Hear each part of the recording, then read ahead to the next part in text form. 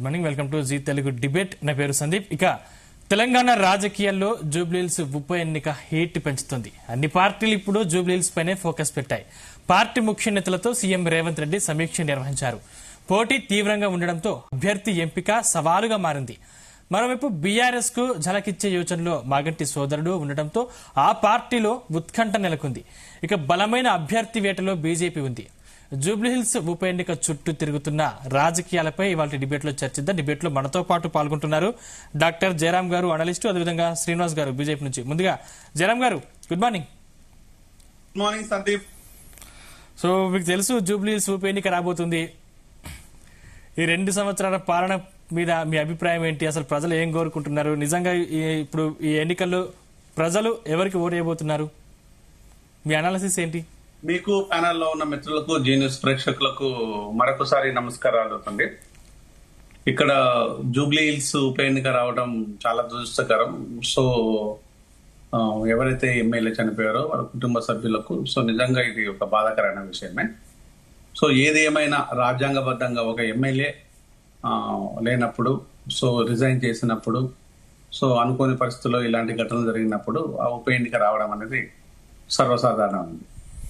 ఇక పార్టీలు అది యాక్చువల్ గా బీఆర్ఎస్ సీటు, బీఆర్ఎస్ డెఫినెట్ గా తన శక్తి యుక్తులన్నీ ఒగ్గి ట్రై చేస్తూనే ఉంటుంది. ఇప్పటికి కూడా చాలా మంది దాన్ని కాన్సన్ట్రేషన్ చేస్తున్నారు. అందులో ఎలాంటి భిన్న అభిప్రాయం లేదు. వాళ్ళు చేయాల్సిందే చేస్తారు కూడా, ఎందుకంటే ప్రతిపక్షంలో ఉన్నారు. ముఖ్యంగా అది వాళ్ళ సిట్టింగ్ సీట్ కాబట్టి. మరొక అంశానికి వచ్చేసి ఇక్కడ కాంగ్రెస్ పార్టీ వచ్చేసి ప్రభుత్వంలో ఉంది కాబట్టి ప్రభుత్వం వచ్చేసి కూడా ఇది సీట్ గెలుచుకోవాలి, వాళ్ళ అకౌంట్ లో వేసుకోవాలనే తాపత్రయం ఉంటుంది. వాళ్ళు ప్రయత్నం చేస్తుంటారు. బీజేపీ కూడా యాజ్ యూజువల్ గా అలానే ప్రయత్నం చేస్తుంటారు.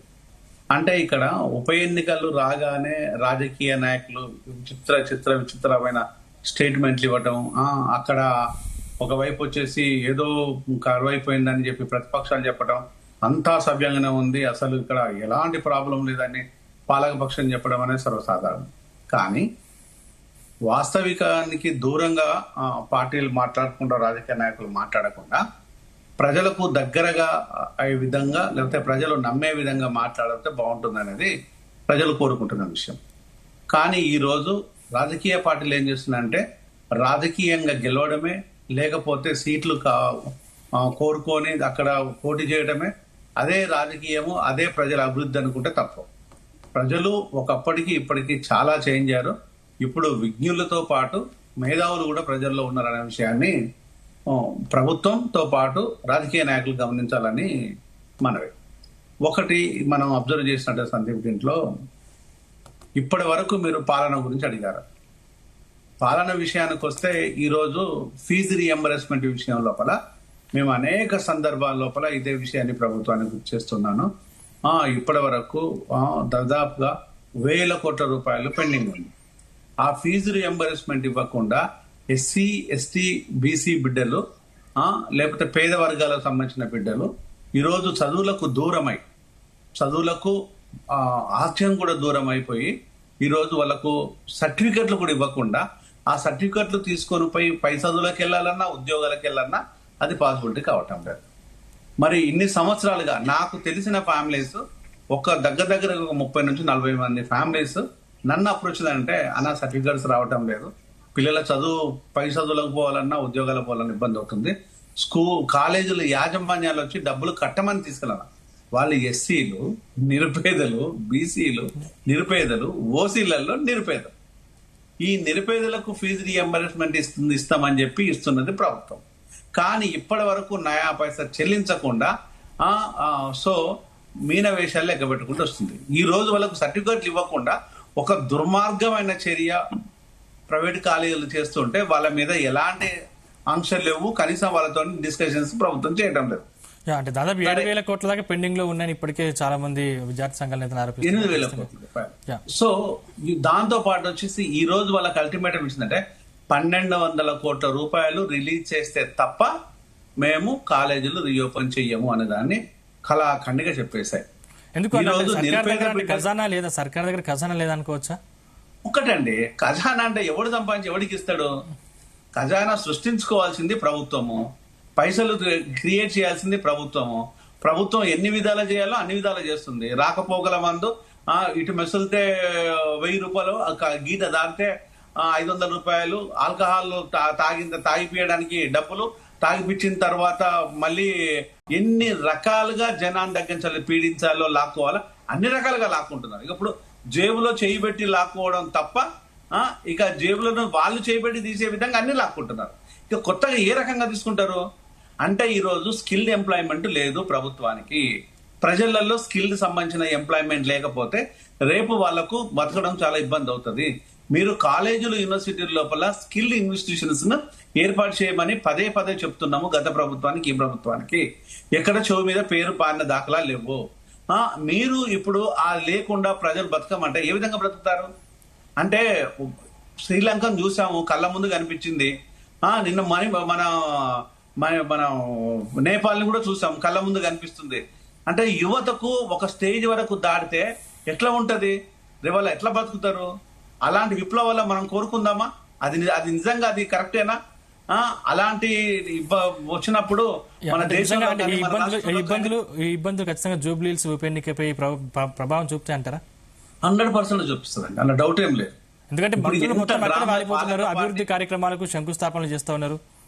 సందీప్ ఒక్క ప్లీజ్, నాకు వెంటనే మీరు కోసం లేస్తే నేను ఇప్పుడు ఒకటేందంటే పాలకులు అనే వాళ్ళు మాటలు చెప్పడంతోనే టైం పాస్ చేస్తున్నారు.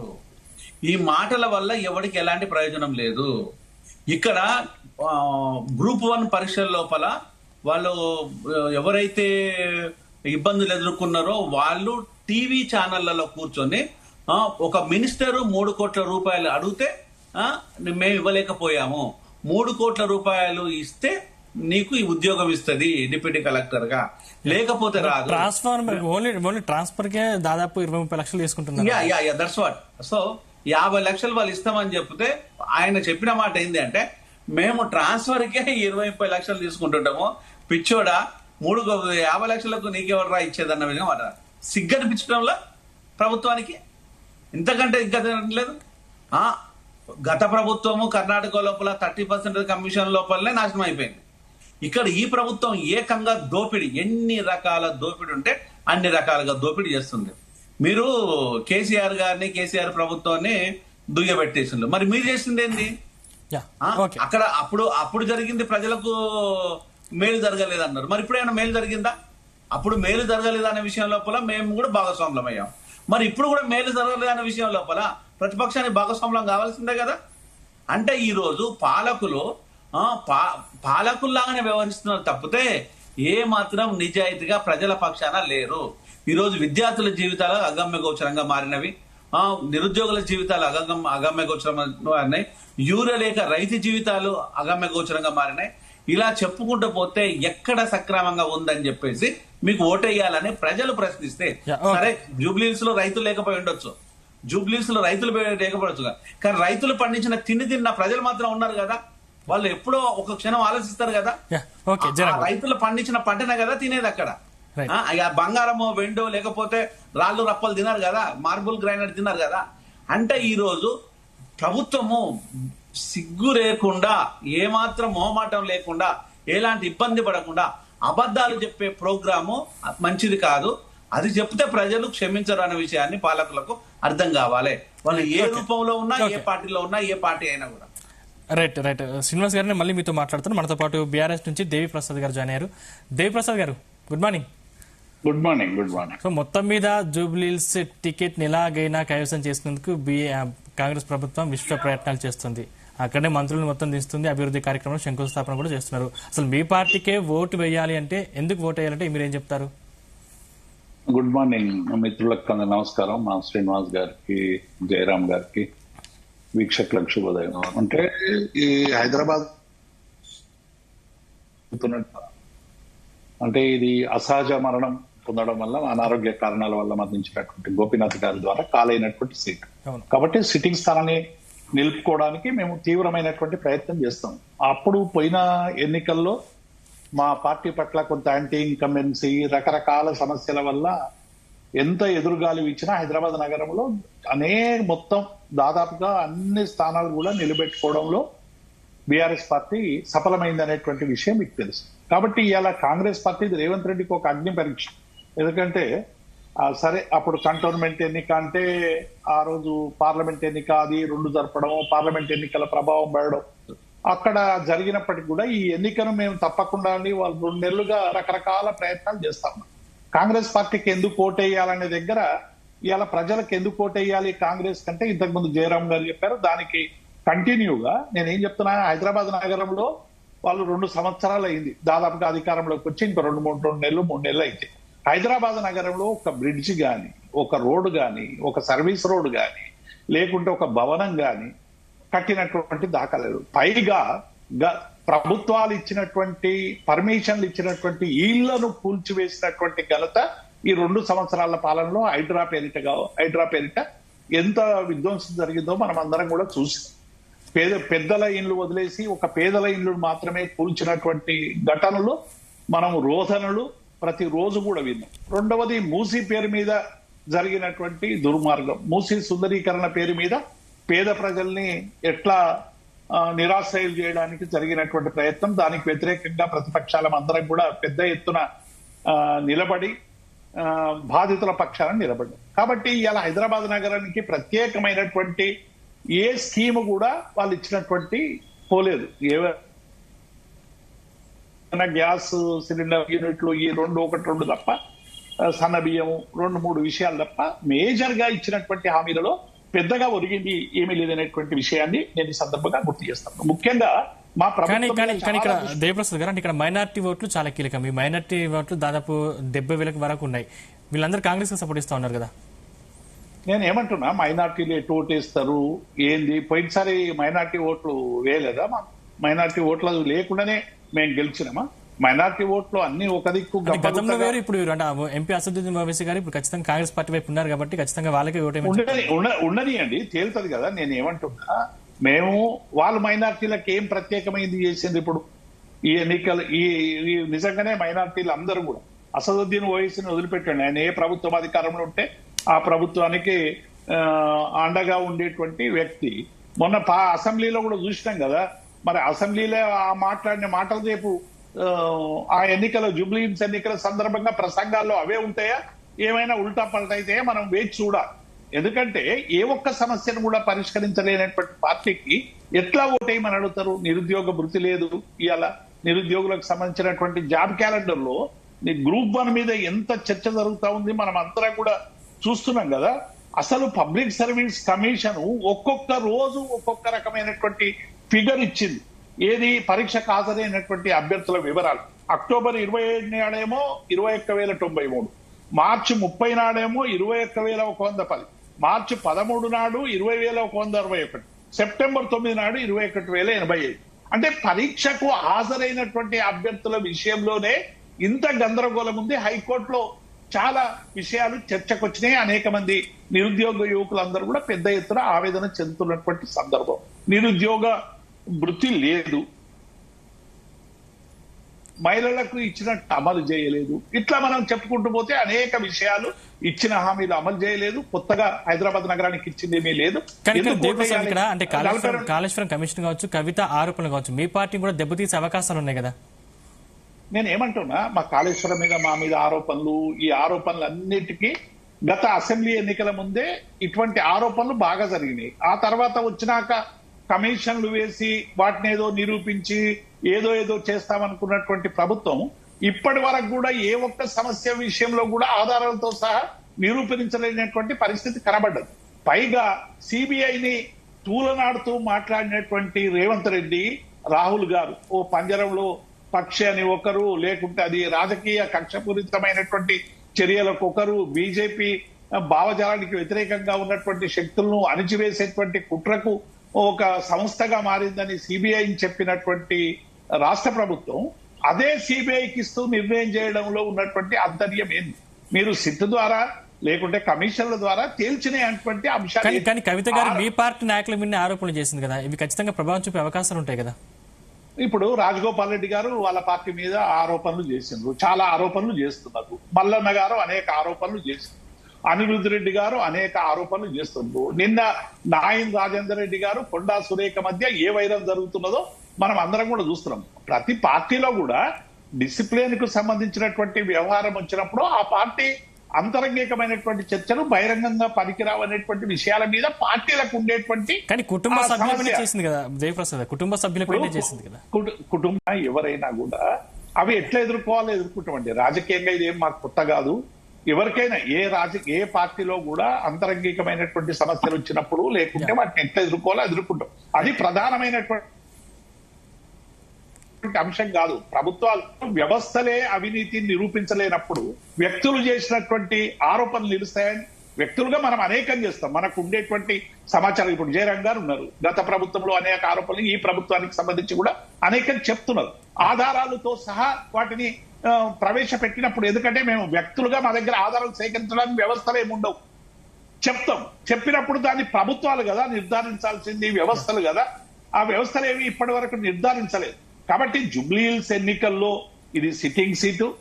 తప్పకుండా గతంలో హైదరాబాద్ నగరంలో చేసినటువంటి అభివృద్ధి కానీ, హైదరాబాద్ నగరంలో చేసినటువంటి అనేక పనులు కానీ, గత 2 సంవత్సరాలుగా ప్రభుత్వం అనుసరిస్తున్నటువంటి ప్రజా వ్యతిరేక విధానాలకి నిటారుగా నిలబడి బీఆర్ఎస్ పార్టీ చేస్తున్నటువంటి పోరాటం కానీ, ఇవన్నీ కూడా రేపు జూబ్లీ హిల్స్ ఎన్నికల్లో కలిసి వస్తాయని అనుకుంటున్నాం.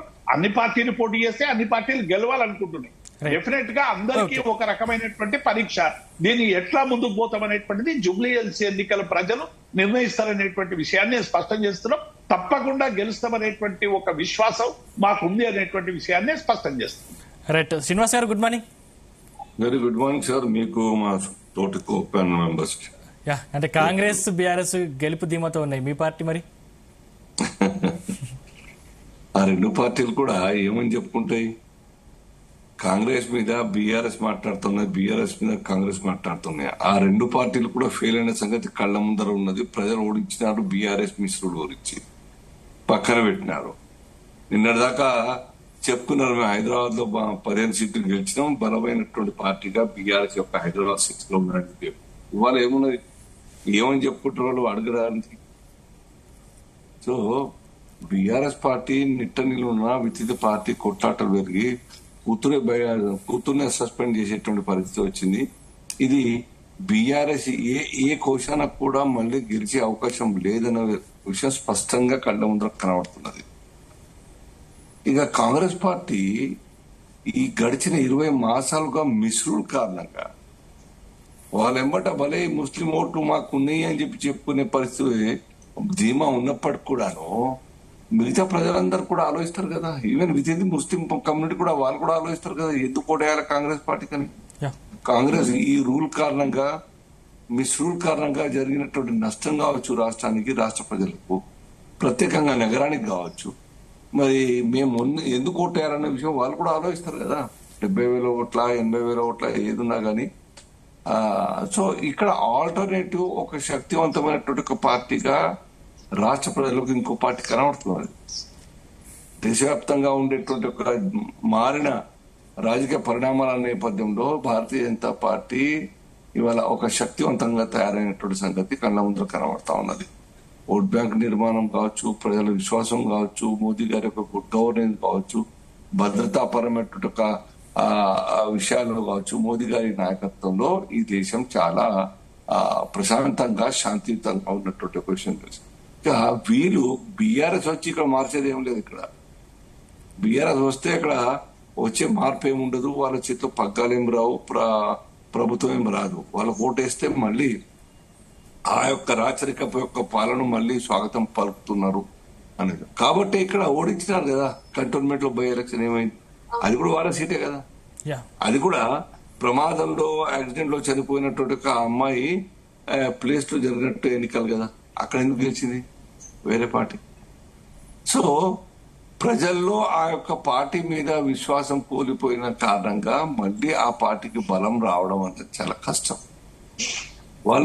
ఇప్పుడు వేరే వాతావరణం ఉండే, ఇప్పుడు వేరే వాతావరణం అంటే అప్పుడు దాదాపు ఇప్పుడు ఇంకా దయనీయంగా మారింది అసలు.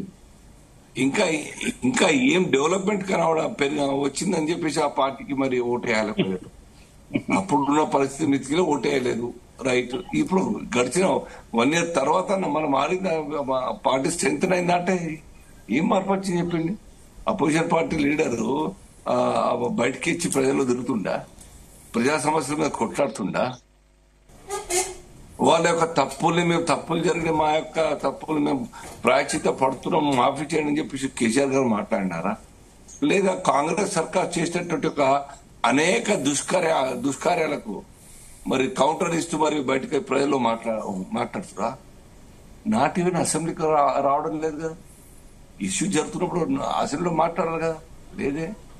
సో ఇంకా బీఆర్ఎస్ నాయకుల్లో ఆ కుటుంబంలో కల్వకుంట్ల కుటుంబంలో బాడీ లాంగ్వేజ్ మైండ్ సెట్ మారలేదు. వీళ్ళు జనరల్ పబ్లిక్ కు అందుబాటులో ఉండేటువంటి ఒక నాయకులు గారు జనరల్ పబ్లిక్ కు ఆ యొక్క తప్పులు పక్కన పెట్టి మంచి చేయాలి, మంచి పాలన అందించాలని ఒక మార్పు వారిలో రాలేదన్న విషయం ఇప్పటికీ కనబడతా ఉంది. After defeat of cantonment seat also వాళ్ళు మార్పు తెచ్చుకోలేదు. ఇక కాంగ్రెస్ పార్టీ ఎందుకు వేయాలి సార్? కాంగ్రెస్ పార్టీ చాలా ఘోరమైన పరిస్థితి. అంటే మీరు ప్రోగ్రామ్ లో చూపిస్తూ ఆ నాగేందర్ గారి ఫోటో చూస్తున్నారు. కానీ క్షేత్రస్థాయిలో కాంగ్రెస్ పార్టీ అన్ని అమలు చేస్తున్నాం, ఖచ్చితంగా ప్రజలకు అందుతున్నాయని చెప్తా ఉన్నారు. ఏం అమలు చేస్తారు సార్? ఏం అమలు చేస్తారు? ఏం అమలు చేస్తారు ఇప్పటిదాకా? ఒక లోన్ మాఫీ కానీ లేకుంటే ఫ్రీ బస్ తప్ప ఇంకేం లేదే. రైతు భరోసా ఇచ్చినారు, అది కూడా ఏ శాతం ఇచ్చినారు, ఎంత శాతం ఇచ్చినారు అన్న విషయం ప్రజల ముందర కనబడుతున్నారు. 40% ప్రజలకు ఇంకా ఇవ్వాల్సి ఉంది. ఇది ప్రజల డబ్బుతో దానం చేసి ఓటు పొందుతాం, మేము ఆ సీటు గెలుస్తాం అనుకుంటే అది భ్రమనే అవుతుంది. బీఆర్ఎస్ పార్టీ చేయలేదా రైతు బంధు, రైతు బీమా చేయలేదా? దాంతో కాదు.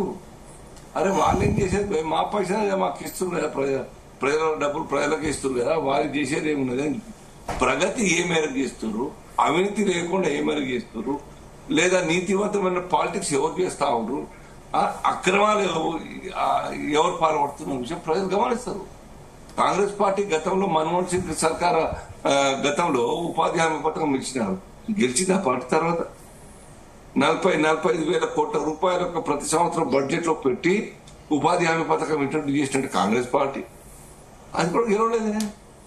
ఎక్కడైతే ప్రజల మనసులో అవినీతి పట్ల ఆ యొక్క చోటు ఆ గాయం అవుతుందో ఆ గాయం మళ్ళీ రీప్లేస్మెంట్ కే మళ్ళా దానికి కొనుక్కుంటారు తప్ప దాంతో అడ్జస్ట్ కారు మాకు ఇచ్చింది కదా అని చెప్పేసి ఇక్కడ తక్కువ ఇచ్చిరే. కేసీఆర్ గారు దాని వారి ఆస్తులు అమ్మి ఇచ్చినట్టే ఇచ్చినారు కదా. ఏ రకంగా మిస్త్రులు చేసినారో అది గుర్తురాదా ప్రజలకు? కాబట్టి రాజకీయాలు డైనామిక్స్ అన్ని కూడా ఎప్పుడప్పుడు మారుతా ఉంటాయి. ఈ రెండు పార్టీలు కూడాను మోసం చేయడంలో దిట్ట, మాటల గారడిలో నంబర్ 1, నంబర్ 2 ప్లేస్లు పొందుతాయి. కాబట్టి ఈ రెండు పార్టీలు మాకు తెలంగాణ, కొత్త తెలంగాణ, సామాజిక తెలంగాణ, డెవలప్డ్ తెలంగాణ కోసం పనికిరావన్న విషయం ప్రజలకు అర్థమైంది. భలే Bharatiya Janata Party 50% vote minority vote ఉన్నటువంటి చోట్ల బీజేపీ గెలవలేదే. ఇక్కడ 70,000 విషయం 4 లక్షలు, సుమారుగా 4 లక్షల ఓట్లు ఉన్నటువంటి ఒక కాన్స్టిట్యూన్సీ లో 70,000 దాంట్లో కూడా బీజేపీ కేసి వాళ్ళు ఉన్నారు. వాళ్ళకు కూడా బీజేపీ సర్కార్ మేలు జరిగిందని వాళ్ళకు బీజేపీ ద్వారా వాళ్ళకు కూడా స్కీమ్లన్నీ కూడా అప్లై అవుతా ఉన్నాయి. వాళ్ళకు కూడా రక్షణ కలిగింది, మహిళలకు కూడాను. ట్రిపుల్ తలాక్ యొక్క యాక్షన్ కారణంగా, చట్టం కారణంగా ఆ మహిళలకు కూడా రక్షణ జరిగింది. సో ఇదంతా కూడా ఆలోచించు ఆ జనాల్లో రైట్. మనతో పాటు కాంగ్రెస్ నుంచి గౌరీ సతీష్ గారు జాయిన్ అయ్యారు. సతీష్ గారు గుడ్ మార్నింగ్. సో ఏం చెప్తారంటే ఉప ఎన్నికల్లో అంటే ఖచ్చితంగా మా పార్టీకి ఓటు ఎందుకు వేయాలంటే ఏం చెప్తారు? ముందుగా ప్యానెల్లో ఉన్నటువంటి పెద్దలందరికీ, మీకు జీటీవీ ప్రేక్షకులందరికీ కూడా నమస్కారం తెలియజేస్తూ, మా సీనియర్ ఒక మాట అన్నారు, దానికి సమాధానం చెప్పాలి ఫస్ట్ నేను. ఎందుకంటే ఫస్ట్ సెకండ్ అన్నారు, దేశంలో అబద్ధాన్ని చెప్పి ఎవరి పేరు చెప్పి డెవలప్మెంట్ పేరు చెప్తే ఎవరి పేరు జిందాబాద్ కొడుతుండ్రో యావత్ ఈ భారతదేశ సమాజానికి, ప్రపంచ సమాజానికి అంతా కూడా బాగా తెలుసు అనేది మనం అందరం కూడా ఒకసారి ఆలోచన చేసుకోవాలి. ఇప్పుడు చూస్తే తెలంగాణ రాష్ట్రంలో అనివార్య కారణాల చేత అనుకోకుండా దివంగత ఇక్కడ ప్రాతినిధ్యం వహిస్తున్నటువంటి జూబ్లీస్ నియోజకవర్గం నుంచి ప్రాతినిధ్యం వహించినటువంటి గోపీనాథ్ గారు అకాల మరణం చెందడం ద్వారా ఇక్కడ ఉప ఎన్నిక రావడం జరిగింది. చాలా దురదృష్టకరం. అయినా గతంలో 2 పర్యాయాలు పరిపాలించినటువంటి టీఆర్ఎస్ బీఆర్ఎస్ ప్రభుత్వం ఉన్నటువంటి పరిస్థితులలో ఇక్కడ ఉన్నటువంటి జూబ్లీస్ నియోజకవర్గంలో 7 డివిజన్లలో సుమారుగా 4,15,000 మంది వరకు ఉన్నటువంటి ఓటర్లు, 18 వరకు అయితే కొత్త ఓటర్లు ఎంతమంది ఆడారని తెలిసే అవకాశం ఉంటుంది. కాబట్టి ఇక్కడ జరిగినటువంటి అభివృద్ధి ఒకసారి చూస్తే, ఎందుకంటే అన్ని డివిజన్లు దిగినటువంటి ఒక కామన్ మ్యాన్గా చెప్తున్నటువంటి అంశం ఏంటంటే, గతంలో వారు ఉన్నటువంటి డెవలప్ చేసినటువంటి పరిస్థితి వచ్చి చాలా బాధిస్తుంది. ఎందుకంటే నిన్ననే నేను షేక్పేట్ డివిజన్లోని ఓయూ కాలనీలో, అతి పురాతనమైనటువంటి కాలనీ ఓయూ కాలనీలోకి వెళ్తే ఒక కాలనీ మొత్తం మునిగిపోయింది. 2 గంటలు నిరీక్షించిన తర్వాత 2 మీటర్ల వరకు వాటర్లోంచి నడుచుకుంటూ వచ్చి బయటికి వచ్చినటువంటి, అక్కడ హెచ్ఎండిఏ డైరెక్టర్గా ఉన్నటువంటి బాలకృష్ణ గారు డబ్బులు తీసుకొని అక్కడ వాల్ క్లోజ్ చేసినటువంటి పరిస్థితి ప్రత్యక్షమైనటువంటి ఉదాహరణ. ఇది నేను చెప్పడం కాదు, లైవ్ ఎగ్జాంపుల్. హైదరాబాద్ ప్రజలే ఎమ్మెల్యే అందరూ గెలిపించారు కదా. ఇక్కడ ఏం చెప్తున్నామంటే ఏం జరిగిందో ఎలక్షన్లో మనకు బాగా తెలుసు. ఎందుకంటే గత అసెంబ్లీ ఎన్నికల్లో గౌరవ ఎంఐఎం నాయకులు ఎక్కడి వరకు ఉంది, తర్వాత మిగతా వారు ఎక్కడి వరకు ఉన్నారో మనం ప్రత్యక్షంగా చూసినాం. సో అవన్నీ ఒకవైపు అయితే, దాంతోపాటుగా ఏం చేశారని చెప్పారు కదా ఇందాక భారతీయ జనతా పార్టీ కానీ బీఆర్ఎస్ వాళ్ళు చెప్పి ఉంటారు. మేము ఒకటి అడుగుతా ఉన్నాం, ఈ దేశంలో ఆధార్ కార్డు ఏ విధంగానైతే కామన్ మ్యాన్కు ప్రతి భారతీయునికి ఏ విధంగా అవసరమో, అట్టడుగు వర్గాల్లో ఉన్నటువంటి వాళ్లకు ఇక్కడ జూబ్లీహిల్స్ పేరైనప్పటికీ కూడా మాస్ కాలనీలు ఎక్కువ ఉన్నటువంటి నియోజకవర్గం జూబ్లీహిల్స్ నియోజకవర్గం. ఎందుకంటే ఇటు షేక్పేట్ నుంచి ఎర్రగడ్డ వరకు ఉన్నటువంటి అత్యంత పొడవైనటువంటి నియోజకవర్గం ఈ జూబ్లీహిల్స్ నియోజకవర్గం. ఎక్కువ మాస్ ఓటర్లు ఉన్నటువంటి నియోజకవర్గం ఈ జూబ్లీహిల్స్ నియోజకవర్గం. వారికి రేషన్ కార్డులు ఇచ్చింది మరి బీఆర్ఎస్ పార్టీ, టీఆర్ఎస్ పార్టీ, లేకపోతే భారతీయ జనతా పార్టీ ఏదైతే సన్న బియ్యం మేము ఇస్తున్నామని చెప్తారు, తెలంగాణలో ఇస్తున్నారని వారు గొప్పగా ఒక మాట అనుకుంటే, ఒకవేళ మరి మిగతా రాష్ట్రాల్లో ఎందుకు ఇట్లేదో ఆత్మపరిశీలన చేసుకోవాలి. ఎందుకంటే అబద్ధాలు చెప్పడంలో ఈ దేశంలో వారిని మించిన తర్వాతనే ఎవరైనా అనేది మనం అందరం కూడా ఆలోచన చేయాలి. మరి 2 పర్యాయాలు ఈ ప్రాంతం నుంచి గౌరవ మాజీ అధ్యక్షులు కేంద్ర మంత్రిగా ఉన్నటువంటి పెద్దలు కిషన్ రెడ్డి గారు ఏం అభివృద్ధి చేసిండ్రో ఈ జూబ్లీహిల్స్ నియోజకవర్గంలో ఒక్కసారి సమాధానం చెప్పాలి. ఎందుకనంటే ఇక్కడ ఉన్నటువంటి సీసీ రోడ్లు కానీ, ఇక్కడ ఉన్నటువంటి హైటెన్షన్ వైర్లు కానీ, ఇక్కడ అండర్ గ్రౌండ్ డ్రైనేజ్ వ్యవస్థ కూడా అప్పుడున్నటువంటి కాంగ్రెస్ ప్రభుత్వంలో ఉన్నటువంటి మాజీ పార్లమెంట్ సభ్యులు కానీ, లేకపోతే అక్కడ ఉన్నటువంటి పీజేఆర్ చేసినటువంటి స్టోన్సే ఒక్కటి ఎక్కువ కాంగ్రెస్ పార్టీగా ఓపెన్ ఛాలెంజ్ చేస్తా ఉన్నాం. దాంతో పాటుగా ఇప్పుడున్నటువంటి సమస్యలు ఒక్కొక్కటిగా చూస్తే కనీసం గతంలో కనీసం రిప్రజెంట్ చేయడానికి కూడా అవకాశం లేకుండే ఇప్పుడు అన్ని సమస్యలు చెప్పుకోవడానికి అవకాశం కల్పించిన పార్టీ కాంగ్రెస్ పార్టీ కాదా? ఇది అవాస్తవం అంటే సమాజం అయితే ప్రజలైతే గుర్తిస్తారు కదా. క్షేత్రస్థాయి మీరు అనుకున్నట్టు కింది స్థాయి వాళ్ళకి ఖచ్చితంగా మీ ఫలాలు అందట్లేదు, చాలా ఇప్పుడు యూరియా కొరత ఉంది, ఇవన్నీ ఖచ్చితంగా మీ పార్టీని దెబ్బతీసే అవకాశాలు ఉన్నాయి కదా. యూరియా కొరత ఏ విధంగా ఉందో, ఎందుకు వచ్చిందో, కేంద్ర ప్రభుత్వం సరఫరా డిమాండ్ మేరకు సప్లై చేయలేదనేది యావత్ సమాజానికి అంతా కూడా బాగా తెలుసు. దాని మేరకు ఏ విధంగా ప్రణాళికబద్ధంగా రైతులకు, ఎందుకంటే ఏపుకొస్తున్నటువంటి సందర్భం కాబట్టి ఖచ్చితంగా రైతులను ఆదుకోవాల్సినటువంటి బాధ్యత మా పైన ఉంది. అదే రకంగా కేంద్ర ప్రభుత్వం పైన కూడా ఉంది. గౌరవ మెదక్ పార్లమెంట్ సభ్యులు కానీ మిగతా వాళ్ళు చెప్పినటువంటి మాట కూడా ఒకసారి గుర్తు చేసుకోవాలి. ఆపరేషన్ సింధూర్ కారణంగా విదేశాల నుంచి రావాల్సినటువంటి యూరియా మేము ఇన్ టైంలో కేంద్ర ప్రభుత్వం తెచ్చుకోలేకపోయింది, దాన్ని రాష్ట్రాలకు కూడా పంపిణీ చేయలేకపోయినామన్న మాట కూడా వారు ఉన్నటువంటి ప్రాతినిధ్యం వహిస్తున్నటువంటి వాళ్ళు ఆ పార్టీని చెప్పినటువంటి మాటలు కూడా ఒకసారి మనం అందరం కూడా గ్రహించాలి కదా. మేమేం చెప్తున్నామంటే ఎస్, రైతులు ఈ దేశానికి వెన్నెముక, వాళ్ళకు కావాల్సినటువంటి యూరియాని కానీ మిగతా ఎరువులు ఏవైతే ఉన్నాయో వాటిని సప్లై చేయాల్సిన బాధ్యత రాష్ట్ర ప్రభుత్వం పైన ఉంది.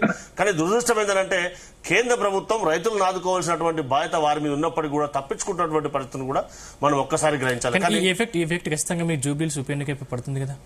100% జూబ్లీహిల్స్ ఎన్నికల్లో ఖచ్చితంగా గెలుస్తాం. ఎందుకంటే గతంలో కంటోన్మెంట్ ఎన్నిక అక్కడ కూడా అనివార్య కారణాల ఉప ఎన్నిక జరిగినప్పుడు ఏం జరిగిందో మనం ప్రత్యక్షంగా చూసినాం.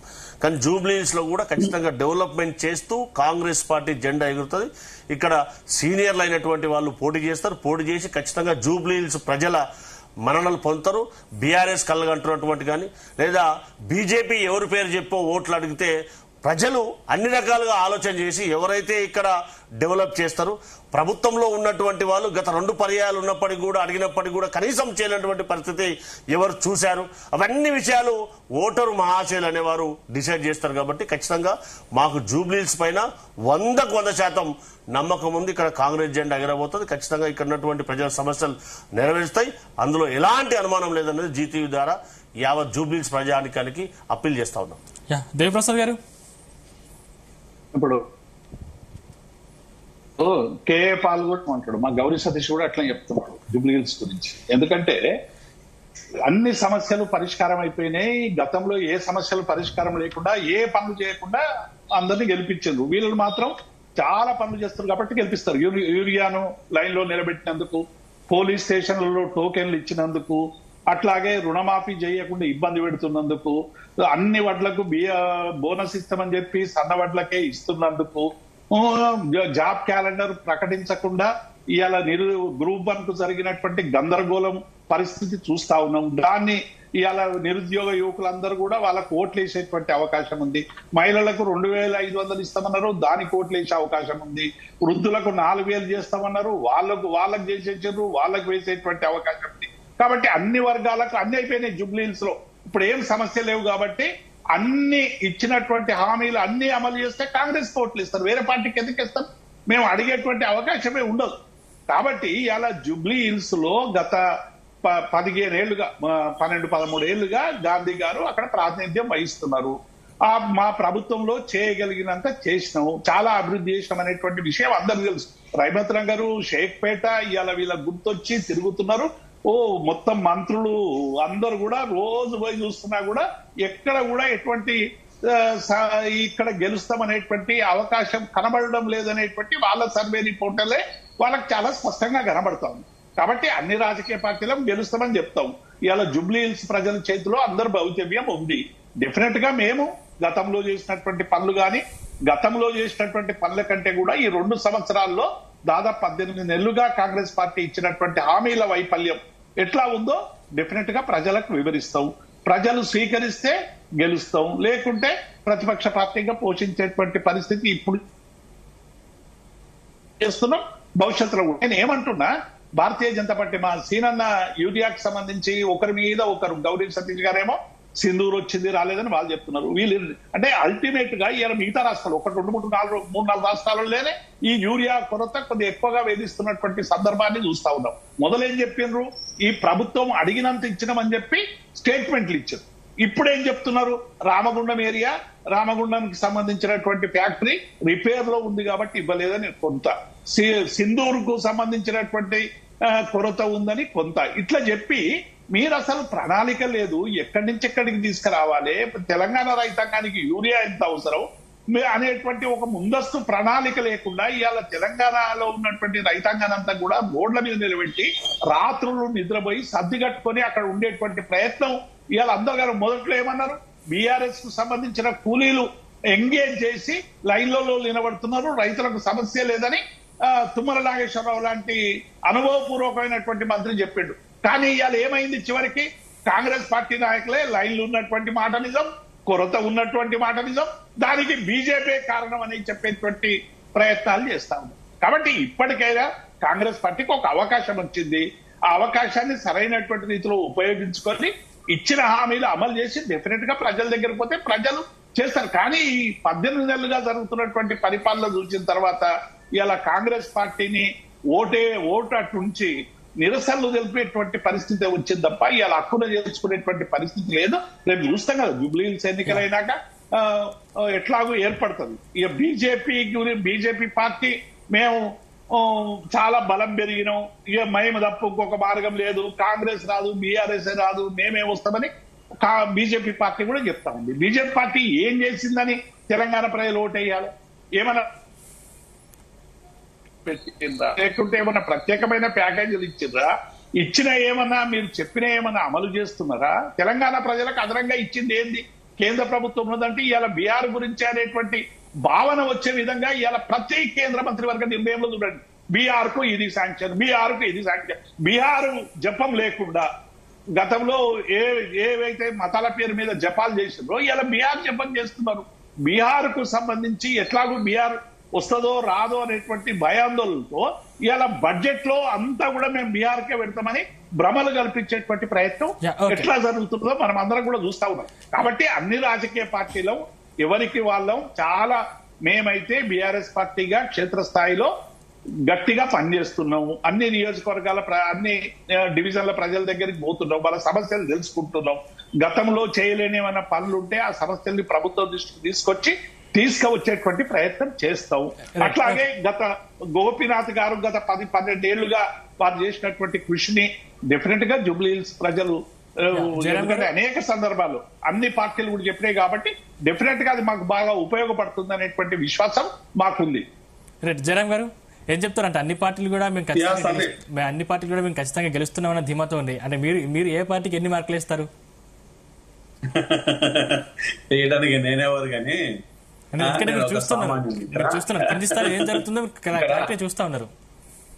నేను జనరల్ గా మనం ఎవరిని అడుగుతామంటే ప్రతిపక్షాలని నిలదీయటం కానీ చెయ్యము, పాలకులనే డిఫరెంట్ కడతాం, స్టేట్ గవర్నమెంట్ కానీ సెంట్రల్ గవర్నమెంట్ కానీ. ఒకటి సతీష్ నాయకుడిగా పక్కన పెట్టేస్తే మిగతా విషయాలన్నీ మాట్లాడుకుందాం. సతీష్ ఒక రైతు అయితే ఆ రైతు వచ్చేసి సీతక్క కాన్స్టిట్యున్సీలో ఉంటే ఇప్పుడు సీతక్క కాన్స్టిట్యున్సీ కాకుండా జిల్లాలో ఎక్కడ పుట్టినా కూడా ఇప్పుడు ఆ కొరత సతీష్ కనబడితే అప్పుడు అర్థమవుతుంది, ఓటేస్తాడో ఓటేయడు.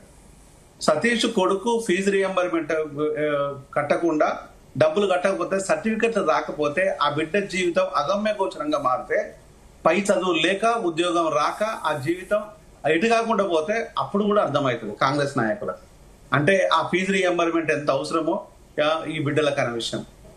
నెక్స్ట్ వచ్చేసి ఇప్పుడు మనం మేము అది చేస్తున్నాం ఇది చేస్తున్నాం మమ్మల్ని మెచ్చుకుంటారు లేకపోతే ఇతర పార్టీ తిట్టడం కాదు కదా. పార్టీలకు రాజకీయాలు అనేది ఎప్పుడూ ఉంటాయి. రాజకీయాలు అనేది నిరంతర ప్రక్రియ, అది ఒక రోజుతోనే ఆగేది కాదు, ఒక రోజుతోనే ఉండేది కాదు, ఎప్పుడూ ఉంటది. కానీ ఇక్కడ పాలకులు అనేది రాజకీయం చేయకూడదు. పాలకులు అనేది పాలన పట్ల కాన్సన్ట్రేషన్ చేయాలి, ప్రజల పట్ల ఒక ఉన్నత భావంతో కలిగి ఉన్నట్టు అయితే అక్కడ ప్రశ్నల కంటే పాలకులు సాల్వేషన్ ఎక్కువగా ఉంటుంది. అక్కడ ప్రాబ్లమ్స్ ని ఎలా సాల్వ్ చేయాలంటారు. కానీ పాలకులు ప్రశ్నలు వేస్తే ఇక అంతకన్నా పొల్యూషన్ ఇస్తారు. మరొక అంశాన్ని పాలకుల ముందున్న అంశం ఏంటంటే ఈరోజు విద్యా వైద్యము అగమ్య గోచరంగా మారింది. మన బిడ్డలు అంటే ఈరోజు పాలకుల బిడ్డలు కానీ తల్లిదండ్రులు కానీ గవర్నమెంట్ హాస్పిటల్ పోయి గవర్నమెంట్ స్కూల్లో చదివితే ఆ విషయం తెలుస్తారు. ఈరోజు మనం ఏం చేస్తున్నాం, మనం పాలన ఎట్లున్నాం. రెండు విషయాలలో నేను సతీష్ చెప్పదలుచుకున్నాను. 40,000 కోట్లు 42,000 కోట్లు మన ఉస్మానియా లోపల సబ్జెక్టు కరెక్షన్ రేవంత్ వచ్చి నేను ఖర్చు చేశాను అన్నాడు. ఎక్కడ ఖర్చు చేసినావా? 1,200 కోట్లు ఇవ్వలేదు, ఇక్కడ సర్టిఫికెట్ రాలేదు, 40,000 కోట్లు ఖర్చు చేసిన అని చెప్తున్నాం. విద్యార్థులకు విద్య కావాలన్నావు, సంతోషం. మరి ఆ విద్య లేకుండా ఈరోజు సర్టిఫికెట్ ఇవ్వకుండా ప్రైవేట్ కార్పొరేట్ స్కూల్స్ ఆపేసే వాళ్ళ జీవితాలు వాళ్ళకు చెప్పు. కనీసం నువ్వు పైసలు ఎట్లాగో సర్టిఫికెట్లు ఇవ్వమని చెప్పరా? అది చేత కాదు. సర్టిఫికెట్ ఇప్పించదు అంటే ఇక్కడ ఎవరి జీవితాలు స్పాయిల్ అవుతున్నాయో అర్థం చేసుకోవాలి. అంటే పేదలు ప్రభుత్వ కాలేజీలకు కానీ ప్రభుత్వ స్కూళ్ళకు కానీ లేకపోతే ప్రభుత్వ ఆధారిత ఇన్స్టిట్యూషన్స్ కానీ వెళ్ళి పేదలు కులాలు ఏమైనా కానీ కనుక ఆ పేదల జీవితాలతో ఆటలాడుకున్నది ప్రభుత్వం కాదా? సరే ప్రభుత్వాలు అనేదానికి గతమా వర్తమానమా అని కాదు, అది కంటిన్యూషన్ లో భాగమే కదా ఇది. మరి దాని గురించి ఏం మాట్లాడతావు? నువ్వు చెప్పిన లెక్చరు నువ్వు ఉస్మానియా లోపల గొప్పగా చేస్తున్నాను నీ లెక్చరు ఈ రోజు మొత్తం వాళ్ళు ఇప్పి చూపిస్తున్నారు ప్రైవేట్. మేము ఎప్పుడో చెప్తున్నాం 8,000 కోట్ల రూపాయలు బకాయిలు ఉన్నది కట్టండి అయ్యా అంటే లేదు కడుతున్నాం. 6,000 కోట్ల రూపాయల బకాయిలు గత ప్రభుత్వం లోపల. 6,000 10 సంవత్సరాల బకాయిలు ఉంటే మీరు 2 సంవత్సరాల లోపల 2,000 బకాయిలు ఉన్నాయి. మరి దాన్ని ఏమనాలే? ఈ 2,000 తీర్చిల్లా? 6,000కు 2 కలిపిల్లు 8,000 అయినాయి. అవైనా తీర్పిల్లా? లేదు. అంటే ఈరోజు విద్య అనేది ఎవరి మనకు కాదు, మన బిడ్డలది కాదు, ఇది ఎవడో పేదలది. అయితే కూలి చేసుకుంటారు, లేకపోతే ఇంకొక రకంగా మారిపోతారు. మనకేముంది? మన బిడ్డలతో బాగానే ఉన్నారు కదా, సక్రమ సంపాదన అక్రమ సంపాదన మన బిడ్డలతో బాగానే ఉన్నారు కదా. అంటే ఈరోజు నేను ఒకటి పదే చెప్తున్నాను, దయచేసి పేద బిడ్డలు ఉసురు తగిలిన ప్రభుత్వము సర్వనాశనం అయిపోతుందని పేద బిడ్డల తల్లిదండ్రులు చెప్పించక ముందు మేల్కొనండి. ఈ రోజు రైతులు కుటుంబాలు ఆగమైపోతున్నాయి యూరియా లేకుండా. స్టేట్ గవర్నమెంట్ సెంట్రల్ గవర్నమెంట్ చెప్పించక ముందు 2 ప్రభుత్వాలు ఈ రోజు ప్రజలకు ఆదరణ ఇవ్వండి, యూరియా ఇవ్వండి. నెక్స్ట్ వచ్చేసి ఈరోజు విద్యా విషయానికి వస్తే ఈరోజు గర్భిణీ స్త్రీలు చిన్న బిడ్డలు మందులు అందకుండా, ఇప్పుడు నేను ఒక మెడికల్ డాక్టర్ని, ఈరోజు వైరల్ ఫీవర్స్ కానీ లేకపోతే దానికి సంబంధిత ఫీవర్స్ కానీ లేకపోతే ఇతర జబ్బులు కానీ డెంగ్యూ ఫీవర్స్ కానీ పోతే ఈరోజు అగమ్య గోచరంగా అయింది ప్రభుత్వ హాస్పిటల్ పరిస్థితి. వాటి గురించి మాట్లాడండి. ఈరోజు ఆ బిడ్డల మందుల గురించి మాట్లాడండి. ఏది లేకుండా మేము గెలుస్తాం, మేము చూస్తాం. అరే నువ్వు గెలువు ఓడు, అది పెద్ద ఇబ్బంది ఏం కాదు. ఇది రెఫరెండం అనుకుంటారో అనుకోరావు తెలియదు, దీనివల్ల ప్రభుత్వం పోయేది లేదు, ప్రభుత్వం వచ్చేది లేదు. కానీ ఈరోజు ప్రజలకు మాత్రము ఆ బాధల ఉసురు అనేది తగలకు ముందుకు మేల్కొనండి. ఓకే ఓకే ఆ ఉసురు తగులితే ఈ రోజు సందీప్ గారు. ప్రభుత్వాలు జయరాం గారు, మళ్ళీ మీతో మాట్లాడతాను. మర్చిపోకండి దయచేసి. ఇది నేను మీ మీద కోపంతో చెప్పట్లేదు. ఒక పేద బిడ్డగా నేను ఒక ఆవేదనతో మీ ముందుకు విన్నవిస్తున్నాను. మనుషుల్లాగా దీన్ని ఒక మానవత దృష్టితోనే ఆదరిస్తారా, దీన్ని ఒక ఆకాంక్షగా నెరవేరుస్తారా నాకు తెలియదు. కానీ ఇప్పటికైనా మీ కళ్ళను కొంచెం వినండి, మీ కళ్ళతో చూడండి, మీ చెవులతో వినండి అని నేను సవినయంగా మీకు విన్నవిస్తున్నాను. సందీప్ గారు, ఒకటి దేవిప్రసాద్ గారు, సరే నేను కేఏ పాల్ లెక్క మాట్లాడినా, లేకపోతే వారు కేసీఆర్ లెక్క అబద్ధాలు నిజం చేసి మాట్లాడుతుర్రా, లేకపోతే ప్రజలను కలవకుండా 10 సంవత్సరాలు గడిపిర్రా, లేదా యావత్ సమాజం అంతా కూడా చూస్తూ ఉంది. ఒకరిని కంపేర్ చేసి ఒకరిని క్రిటిసైజ్ చేయడం మాట్లాడడం అనేది మంచిది కాదనేది నా పర్సనల్ ఒపీనియన్ దేవిప్రసాద్ అన్నకు. ఎందుకంటే వారు కూడా ఒక చెప్పన్నా, నేను కేఏ పాల్ కూడా గెలుస్తాడని చెప్తాడు అని చెప్పిన. మీరు కేఏ పాల్ లెక్క మాట్లాడుతున్నారు సతీష్ అన్నాడు. Sorry to subject to correction. నేనేమంటున్నా, మీరు కూడా రెండు పర్యాయాలు ప్రభుత్వ ఉద్యోగం ఉన్నప్పుడు కనీసం కేసీఆర్ కూడా కలిసిండా కలలేడా, ఎన్ని సంఘాలను ఏం చేసిండో అదే చెప్పబోతున్నా. దానికేదో ఇంకో రెస్పాండ్ అయితే ఎట్లా కరెక్ట్ అయితే అన్న అదే. మాట్లాడండి. సో ఎన్ని తెలంగాణ రాష్ట్రంలో ఎడ్యుకేషన్ లేకుండా ఏ సమస్యను కూడా చెప్పనీయకుండా ఏం చేసిండో యావత్ సమాజం అంతా చూసింది. ఇప్పుడు ప్రతిపక్ష పాత్రలో ఉండి కనీసం రిప్రజెంట్ చేస్తుర్రా, ఆల్కి వస్తుర్రా లేదా అనేది ఒక సబ్జెక్ట్ అయితే వారు ఒక్కసారి ఆత్మ పరిశీలన చేసుకోవాలి. తర్వాత మా డాక్టర్ సాబ్ ఒక మాట చెప్పిండు, ఒక రైతుగా 100కు 100%. మా చేవెళ్ల నియోజకవర్గం నాది, ములుగు నియోజకవర్గం కాదు, రంగారెడ్డి జిల్లా చేవెళ్ల నియోజకవర్గం నాది. చేవెళ్ల నియోజకవర్గంలో యూరియా కొడుతున్నప్పుడు మా డిస్టిక్ అగ్రికల్చర్ ఆఫీసర్తో మాట్లాడి 980 బ్యాగులు మా మండలానికి, మా కాన్స్టిట్యూన్సీ కావాల్సిన ఇప్పించిన బాధ్యత నాది ఒక రైతుగా. దాని తర్వాత సెకండ్ అంశం, వారు కోడ్ చేశారు కాబట్టి ములుగు నియోజకవర్గం కాకపోతే అన్నారు. నాది చేవెళ్ల నియోజకవర్గం. నా చేవెళ్ల నియోజకవర్గంలో నాకు తెలిసినటువంటి సబ్జెక్ట్ టు కరెక్షన్. మా డాక్టర్ సాబ్ అడిగింది కాబట్టి చెప్పాలి కదా, దట్స్ మై రెస్పాన్సిబిలిటీ. ఎందుకనంటే చేవెళ్ల నియోజకవర్గంలో కొరత రాకుండా జిల్లా అధికారితో మాట్లాడి ఒక ప్రాథమిక పౌరునిగా, ఒక రైతు బిడ్డగా, ఒక రైతుగా నా విద్యుత్ ధర్మాన్ని, నా ధర్మాన్ని కామన్ మ్యాన్గా, ఒక పౌరునిగా సాధ్యమైనంత వరకు సాయపడ్డటువంటి పరిస్థితి నాది. అది సెకండ్ థింగ్ ఏంటంటే విద్య అనేది చాలా అవసరం మనిషికి. ఎడ్యుకేషన్ హెల్త్ అనేది నాకు పెద్ద కన్సర్న్ కాకపోయినప్పటికీ కూడా ఎడ్యుకేషన్లో 32 years నుంచి ఒక విద్యా వ్యవస్థ నడుపుతున్నా. దాంతోపాటు ఒక సంఘానికి అధ్యక్షునిగా వ్యవహరిస్తున్నా. గత ప్రభుత్వం కనీసం 2.5 సంవత్సరాలు ఇందాక ఎంత పెండింగ్ పెట్టిందో యావత్ సమాజం అంతా కూడా అందరు తెలుసు. మా సినన్నకు కూడా బాగా తెలుసు, ఎందుకంటే వారు విద్యా సంస్థ నడుపుతారు, వారికి కూడా లోటుపాట్లు అన్ని కూడా తెలుసు. కానీ గత ప్రభుత్వం పెండింగ్ పెడితే మేము ఇప్పటివరకు 850 కోట్లు ఇచ్చాం, మిగతాయి కూడా చెల్లించవలసిన అవసరం ఉంది. మొన్న కూడా ఏదైతే ప్రొఫెషనల్ కాలేజ్ వాళ్ళు పిలుపునిచ్చారు ఇప్పటి నుంచి బంద్ కొనసాగిస్తామని చెప్పి మొన్న కూడా డిప్యూటీ సీఎం గారు మాట్లాడారు. ఈ రోజు కూడా పొద్దున వారు డిప్యూటీ సీఎం గారు మాట్లాడుతుంటే ఖచ్చితంగా కన్సర్న్. ఎందుకనంటే ఉన్నటువంటి ఆర్థిక పరిస్థితిని చక్కదిద్దుకొని వారికి పేమెంట్ చేయాల్సినటువంటి అవసరం ఉంది. దాన్ని ఖచ్చితంగా విడతల వారిగా చెల్లిస్తామని చెప్పి కూడా గౌరవ ఉప ముఖ్యమంత్రి గారు సీఎం గారి ఆదేశానుసారం చెల్లించడానికి వారు కృతనిశ్చయంతో ఉన్నారు. వీరు ఎవరైతే ప్రొఫెషనల్ కళాశాల వాళ్ళు ఒక ప్రపోజల్ తీసుకెళ్లారు, ఏదైనా ప్రభుత్వం ఒక ప్రపోజల్ ను యాక్సెప్ట్ చేయాలంటే అది ఫర్దర్ కూడా అది సాంకేతికంగా సమస్యలు వస్తాయా రావా అన్ని కూడా సీక్వెన్సెస్ ఆలోచన చేయాలి కదా. అది కాకుండా ఈ రియంబర్స్మెంట్ చేయవలసిన అవసరం అయితే ఉంది. కాంగ్రెస్ పార్టీకి రియంబర్స్మెంట్ అనేది ఒక ప్రధానమైనటువంటి ఎజెండా. ఎందుకంటే ప్రతి మీటింగ్ లో వారు చెప్తున్నటువంటి ఆర్థిక పరిస్థితి దృష్ట్యా అది డిలే అవుతుందని చెప్తే ఒక్కొక్కటిగా వారు క్లియర్ చేస్తా ఉన్నారు, తప్పించుకునే ప్రయత్నమే చేయరు. ఎందుకంటే గతంలో 2 పర్యాయాలు ఆర్థికంగా సంపుష్టిగా ఉన్నప్పటికీ తప్పించుకున్నటువంటి వాళ్ళు. కానీ ఇప్పుడు ఆర్థిక పరిస్థితి ఏ విధంగా ఉందో యావత్ సమాజానికి అంత తెలుసు, మనకంతా తెలుసు. కానీ కాంగ్రెస్ పార్టీ గౌరవ ముఖ్యమంత్రి గారు, గౌరవ కేబినెట్ మంత్రులు అందరూ కూడా తప్పించుకునే ప్రయత్నం చేయట్లేదు. ఖచ్చితంగా దాన్ని క్లియర్ చేస్తాం. దాంతోపాటు రాజకీయాలు పక్కన పెడితే కానీ మీరు ఎక్కడ ఫెయిల్ అవుతున్నారు? ఎందుకంటే మన కింద స్థాయిలో చూసుకుంటే మొత్తం కాంగ్రెస్ ప్రభుత్వం ఏం చేయట్లేదు అని చెప్పేసి చాలా మంది అంటున్నారు. ఎక్కడ ఫెయిల్ అవుతున్నారు? ఏం చెప్తున్నామంటే ఇందాక నేను చెప్పాను ఒక మాట, ఎక్కడైతే రేషన్ కార్డులు గత ప్రభుత్వం వేయలేదు 2 పర్యాలు, ఇప్పుడు ఇచ్చామా లేదా ఇస్తున్నామా అది ఇప్పటికి కూడా ఆప్షన్ ఉంది. దాంతోపాటు ఏదైతే ఫ్రీ బస్ ఉందో అది అందరికీ అవైలబుల్ ఇచ్చామా లేదా, మన రాష్ట్రంతో పాటు మిగతా రాష్ట్రాలు కూడా వాటిని ఆదర్శంగా తీసుకొని ఇంప్లిమెంట్ చేస్తున్నాయా లేదా. దాంతోపాటు జనాల్లోకి ఎందుకు తీసుకెళ్ళారు? ఖచ్చితంగా ఎందుకనంటే ఖచ్చితంగా మా సోషల్ మీడియా వాళ్ళందరూ కూడా పని చేస్తూ ఉన్నారు. మాకంటే అడ్వాన్స్ గా అత్యధికంగా డబ్బులు ఉన్నటువంటి రాజకీయ పార్టీలు ఏవైతున్నాయో అవి సోషల్ మీడియాని ఎక్కువ యూజ్ చేసుకుంటున్నాయి. మేము మౌత్ పబ్లిసిటీ ద్వారా మా ఓటర్లకు జనాలకు చెప్పడానికి శాయశక్తుల ప్రయత్నం చేస్తా ఉన్నాం. దాంతోపాటు అటు బీజేపీ కూడా ఎక్కడైతే రైతులకు మేము చేయలేము అంటున్నాం. మా సీనన్న 21,000 కోట్ల రూపాయలు 2 లక్షల వరకు రుణమాఫీ చేసినటువంటి ఘనత మాదా కాదా? 9 రోజులల్లా 9,000 కోట్ల రూపాయలు రుణం చేసింది మేమా కాదా? ఇవన్నిటితో పాటు మేము ఇంకా చేయవలసినటువంటి హామీలు ఉన్నాయి. ఖచ్చితంగా సంక్షేమంతో పాటు డెవలప్మెంట్ చేయవలసినటువంటి అవసరం ఉంది. దాని ఆధారంగానే ఇంకోటి మా అన్న ఇంకో మాట చెప్పాడు. ఆయన ఒక ఎంప్లాయీ అయింది. ఏంటంటే టీఎస్పీఎస్ ద్వారా కనీసం ఉద్యోగాల ప్రక్రియ సక్రమంగా నిల్వక, దాని నోటిఫికేషన్ కూడా నిల్వక దేశవ్యాప్తంగా ఎంత రచ్చ చేసినటువంటి బీఆర్ఎస్ పార్టీ మాట్లాడితే అంతకంటే ఈయన మేము పార్టీ ప్రయాణించిన 10 మంది ఎమ్మెల్యేలు పార్టీ భవిష్యత్తు వాళ్ళు ఎందుకంటున్నాం అంటే దేవిప్రసాద్ అన్నది సతీష్ అన్న నేను చెప్పన్నా ప్లీజ్. ఇప్పుడు గ్రూప్ 1 కు సంబంధించినటువంటి నేను చెప్పుడు కాదు, హైకోర్టు చెప్పింది నిన్న. హైకోర్టు ఏం చెప్పింది? మూల్యాంకనం దగ్గర నుంచి సెంటర్ల దగ్గర నుంచి మొత్తంగా కూడా గందరగోళంగా మారింది.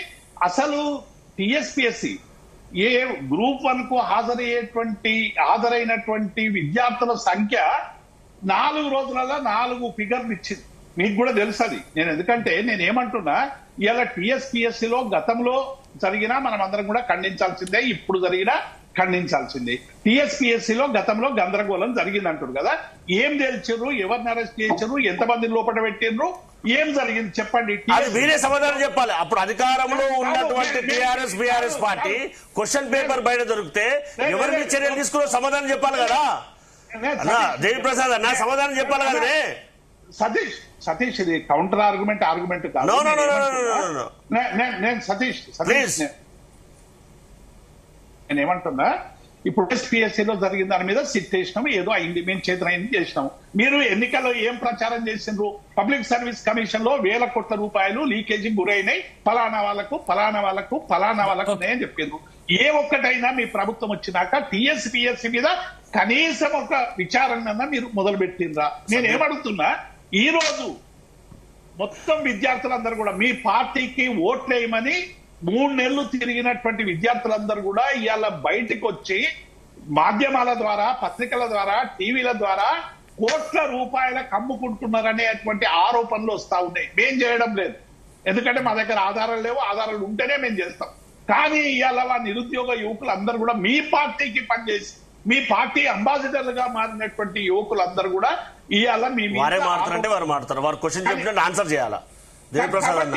ఎందుకంటే వారు క్వశ్చన్ చేస్తే నేను ఆన్సర్ చేయాలి కదా సందీప్ గారు. నేనేమంటున్నానంటే వారు సిట్ వేసినామని చెప్పారు. సిట్ వారి ప్రభుత్వం పరిధిలో వేసినప్పుడు, కాలంలో వేసినప్పుడు తేల్చవలసినటువంటి బాధ్యత వారి మీద ఉండే వారు తప్పించుకుర్రా లేదా యావత్ సమాజానికి అంతా కూడా బాగా తెలుసు. ఎస్, ఏదైతే మళ్ళీ ఇంటరప్ట్ చేస్తుంది మా అన్న పెద్ద అన్న. నేను వారు మాట్లాడేటప్పుడు కనీసం నోరు కూడా మెదపలేదు. మాట్లాడండి సతీష్ గారు.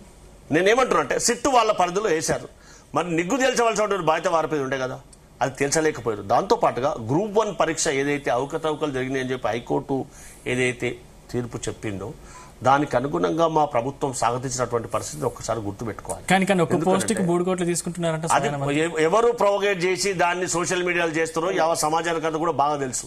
మనం ఇప్పుడు ఈ పత్రిక టీవీ ఛానల్ చెప్పడం అని కాకుండా అది ఖచ్చితంగా ఎవరు చేపిస్తారో తెలుస్తుంది కదా సందర్భాన్ని బట్టి. అవునా కాదా? ఎవరైతే జెన్యూన్ క్యాండిడేట్స్ ఉంటో వారికి న్యాయం జరగాలి. అది ఎవరైనా కాదు, నేనైనా ఉండను, మీరైనా ఉండను, ఎవరైనా ఉండదు. అది కదా న్యాయం జరగాల్సింది.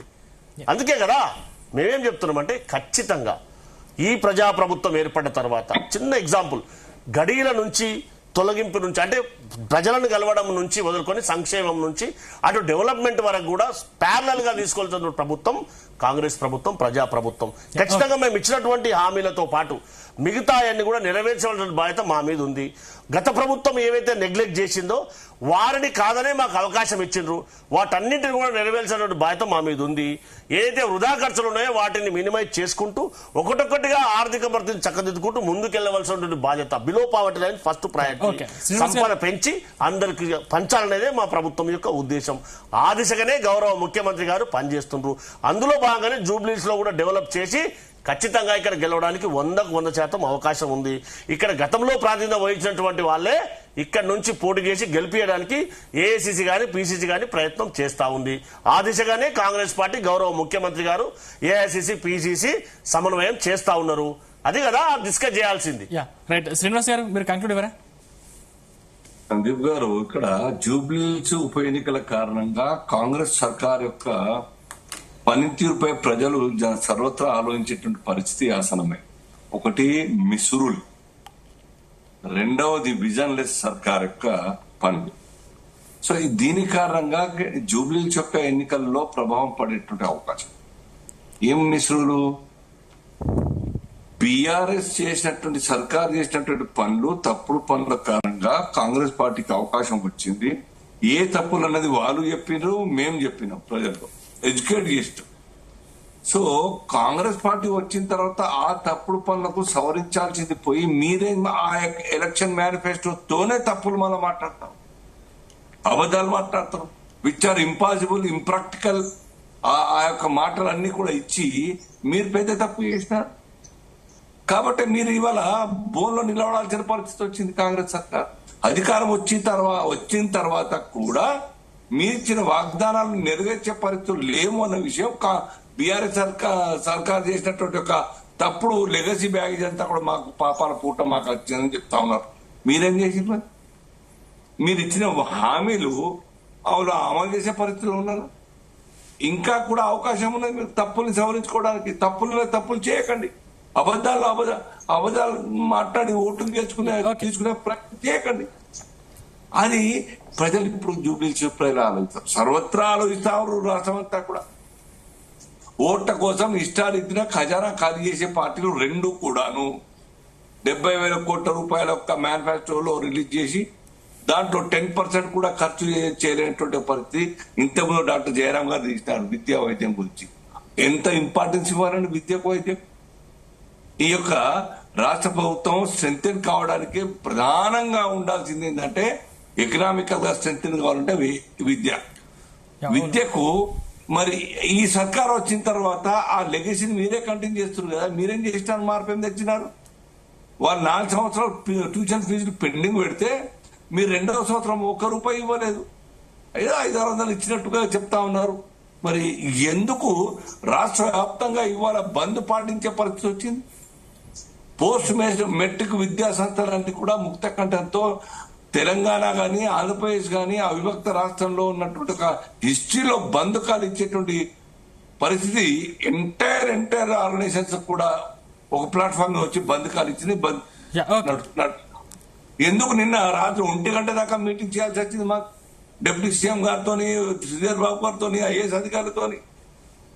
ఇవన్నీ కూడా మీరు ఆ తప్పుడు అబద్ధపు మాటలు మాట్లాడి మళ్ళీ ప్రజల్ని మోసం చేసేటువంటి ప్రయత్నం చేయొద్దు. కాబట్టి ఈ యొక్క ఎన్నికల్లో ఆ యొక్క విషయాలన్నీ కూడా ప్రామాణికమైతాయి. ఆ విషయాలన్నీ కూడా చర్చకు అవకాశం వస్తుంది. యూత్ ఉన్నది, మహిళలు ఉన్నారు, అన్ఎంప్లాయిడ్ యూత్ అబద్ధాల గురించి ఈజీగా వాళ్ళు అర్థం చేసుకుంటారు.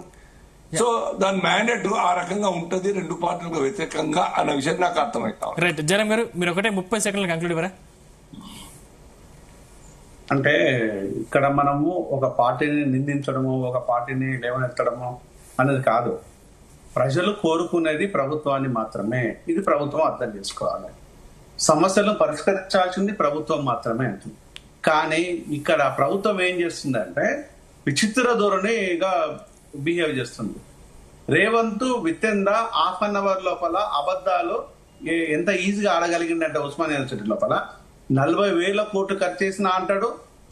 విద్యను పూర్తిగా ప్రజలకు కావాలంటాడు. విద్య లేకపోతే ఉపయోగపడదు అంటాడు.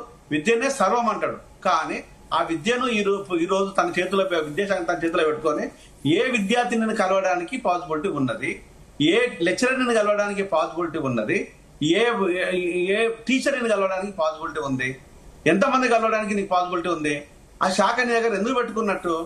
అంటే నీ దగ్గర శాఖ ఉందంటే దాని పరిస్థితి ఏంది? నువ్వు దాన్ని పర్యవేక్షించవు, దాన్ని పరిశీలన చెయ్యవు, ప్రజల నుంచి ఏముందని తెలుసుకోలేవు. కానీ నువ్వు అన్ని ఊరికే చెప్తున్నావు. ఆ చెప్పే మాటల లోపల నిజాలు ఎంత అనే ప్రశ్నలో, ప్రజల నుంచి వచ్చే ప్రశ్నలకు సమాధానం ఎవరు చెప్పాలి? అంటే ఇవన్నీ ఎప్పుడు కూడా రేవంత్ చెప్పే మాటలకు చేసేదానికి ఏం లేదు. ఇక్కడ నాకు ఒక అర్థమైంది, ప్రజలకు అర్థమైంది ఒకటే, పేదలకు విద్యను దూరం చేస్తే సర్వం దూరం చేయొచ్చు అనే ఫార్ములా రేవంత్ రెడ్డికి వంట పట్టింది కాబట్టి విద్యను ఒక్కదాన్ని దూరం చేస్తే సరిపోతుంది. విద్య ఎన్ని ఆటోమేటిక్ గా దూరం అయిపోతుంది అనే ఫార్ములా రేవంత్ అనువును అర్థమైంది కాబట్టి ఈ రోజు ప్రజల నుంచి విద్యను దూరం చేస్తున్నాడు. ఒక కుట్రపూరితంగా ప్రజలు అనుకుంటున్నారు. మీరు దాన్ని గమనించారు. రైట్. థ్యాంక్ యూ జయరామ్ గారు, థ్యాంక్ యూ దేవి ప్రసాద్ గారు, థ్యాంక్ యూ సతీష్ గారు, థ్యాంక్ యూ శ్రీనివాస్ గారు, థ్యాంక్ యూ అండి. చర్చలో మాతో పాటు పాల్గొన్నందుకు ధన్యవాదాలు. మొత్తం మీద ఇవి ఈ రోజు డిబేట్ లోని అంశాలు. చూస్తున్నానండి జీ తెలుగు న్యూస్, నిజం నిక్కచ్చిగా.